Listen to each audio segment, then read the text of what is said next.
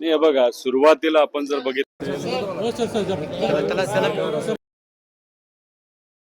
त्रुटी नाही, एक सुद्धा अशी अट नाही जी शेतकऱ्याच्या विरोधात आहे.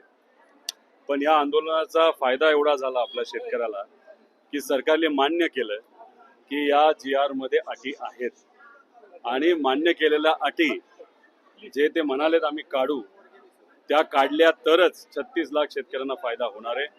आणि आमचं एकच मत आहे की आम्हाला याच्यात राजकारण करायचं नव्हतं.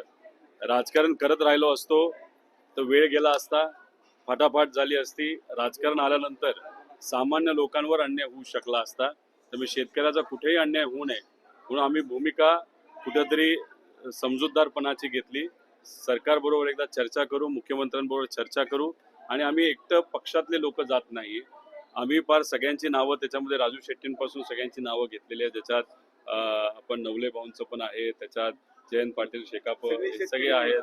त्यात आम्ही तुपकर यांचंही नाव घेतलेलं आहे, त्याच्याबरोबर बच्चू कडूंचं पण नाव घेतलेलं आहे. त्यामुळे यात राजकारण नाही करायचं. त्यामुळे एक या संघर्षाचा जो लोकांनी इथं उभा केला होता त्याचा एकच विजय असं मला वाटतं.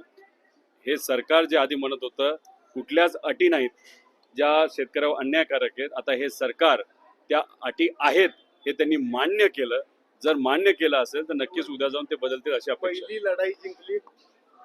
ते आता शेवटी ही सोपी लढाई नव्हती आणि जिंकली असं आपल्याला म्हणता येणार नाही. पण कुठं ना कुठं तरी आपण विजयाकडे आता चाललेलो आहोत एवढंच मात्र म्हणावं लागेल. काय देवाला काय मागायचं, देवाच्या चरणापासून सुरुवात केली, चरणापाशी आले नाही म्हणून मी तिथे माझं उपोषण सोडलं नाही.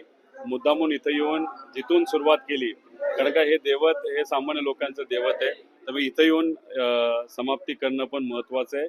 माझे आई बाबा असले, माझी पत्नी सुद्धा असली तरी इथे देवाचं दर्शन घेण्यासाठी महाराष्ट्र कानाकोपऱ्यातून जे वारकरी संप्रदाय येतात त्यातले एका महिलेकडनं मी माझं कुटुंबाकडनं इथं माझं जे उपोषण आहे तिथे सोडेल. माझ्याबरोबर इतरही जे सर्व मान्यवर या शेतकऱ्यांसाठी बसले होते ते उपोषण सोडतील. पण एक गोष्ट इथं मात्र सांगतो की आज शांततेत हे आंदोलन संपलं असलं, काही प्रमाणात विजय मिळाला असला तरी सरकारने जर दगाफटका आम्हाला केला तर मग शेतकऱ्यासारखं वाईट कुणीही नसणार, आमच्यासारखं वाईट कुणीही नसणार. हे मात्र या पवित्र ठिकाणी मी सरकारला इथं सांगू इच्छितो.